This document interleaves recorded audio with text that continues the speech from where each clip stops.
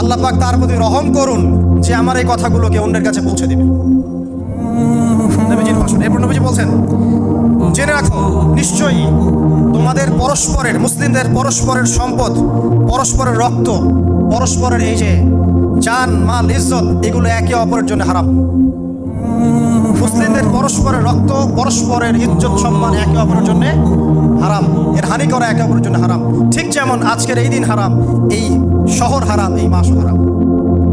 নবী করিম সাল্লাল্লাহু আলাইহি ওয়াসাল্লাম বলছিলেন, জেনে রাখো তিনটা বিষয়ে যেন তোমাদের অন্তর কখনো খেয়ানত না করে। তিনটা বিষয়ে তোমাদের অন্তর যেন কখনো খেয়ানত না করে। এক, তোমরা যে কাজটাই করবা শুধু আল্লাহ পাকের সন্তুষ্টির জন্য করবে।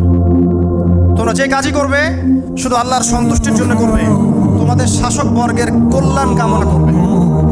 তোমাদের শাসক বর্গের কল্যাণ কামনা করবে। 3 নাম্বার, মুসলিমদের জামাতকে আঁকড়ে ধরে রাখবে। মুসলিমদের ইউনাইটেড কমিউনিটিকে আঁকড়ে ধরে থাকবে। এই 3টা বিষয় পালনের ক্ষেত্রে তোমাদের অন্তর যেন খেয়ানত না করে।